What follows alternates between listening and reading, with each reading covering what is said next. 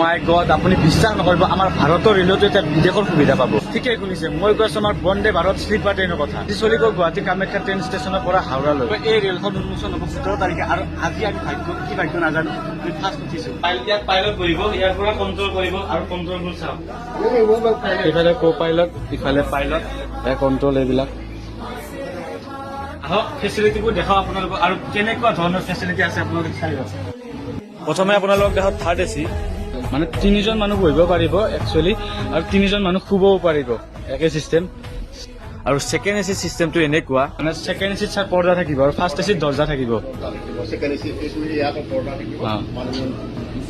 আচ্ছা আচ্ছা, 2জন মানুহ থাকিব পাৰিব, মানে বহিব পাৰিব। দুটা চিট আছে। আচ্ছা, ফাৰ্ষ্ট এচি কোচটো দেখুওৱাৰ আগত আপোনালোকৰ ফিচাৰ্ছখিনি দেখাই লওক। বিপদজনক পৰিস্থিতিৰ বাবে ইয়াত কোনো ধৰণৰ চেইন নাথাকে, ইয়াত থাকিব প্ৰেছ বাটন। খুব ধুনীয়া আহল বহল ব্যৱস্থাৰে ট্ৰেইনখন নিৰ্মাণ কৰিছে, যাতে যাত্ৰীয়ে কোনো ধৰণৰ অসুবিধা নাপায়।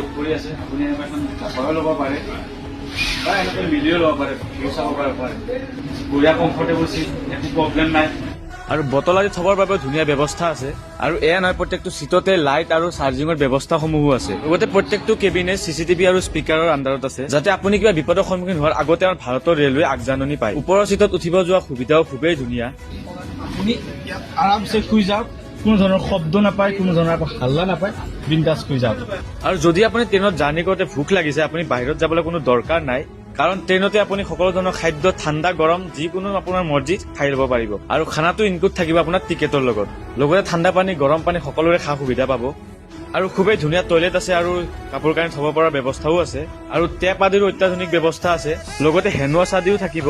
আৰু যদি আপোনাৰ ইংলিছ টয়লেটত যাবলৈ অসুবিধা হয়, তেতিয়াহ'লে আপোনালোকে চিন্তা কৰিব দৰকাৰ নাই, আপোনালোকৰ বাবে আছে দেশী টয়লেট। আৰু যদি ট্ৰেইনখনত কোনোবা ফিজিকেলি হেণ্ডিকেপ লোকে যাত্ৰা কৰে, তেতিয়াহ'লে চিন্তাৰ কোনো কাৰণ নাই। আৰু মহিলাৰ কাৰণে এইটো বাচ্চা বহাই লৈ বাচ্চা এইটো দেখিছে, বাচ্চা ডাইপাৰ চেঞ্জ কৰে, ইয়াত বিবিধ ডাইপাৰ আদি চেঞ্জ কৰিব পাৰিব।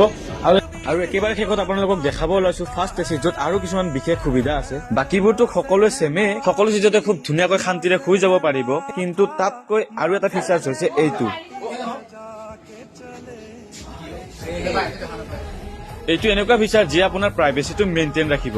একেবাৰে শেষত মোৰ মনৰ পৰা ধন্যবাদ জ্ঞাপন কৰিছো ভাৰত চৰকাৰৰ এই সংস্থাটোক, যাৰ নাম হৈছে মাই ভাৰত, যোনটো সন্থাই ট্ৰেইনখন উন্মোচন হোৱাৰ আগতে আমাক পৰ্যবেক্ষণ কৰালে। আৰু একেবাৰে special thanks two Jitumoni Bhuyan দাদাক, যাৰ বাবে এই ট্ৰিপটো মোৰ কাৰণে সহজ হৈ উঠিল। আহক ধুনীয়াকৈ আপোনাৰ জাৰ্ণি ষ্টাৰ্ট কৰা গুৱাহাটীৰ পৰা হাওৰালৈ, আৰু হাওৰাৰ পৰা গুৱাহাটীলৈ আহিব পাৰিব। ধন্যবাদ।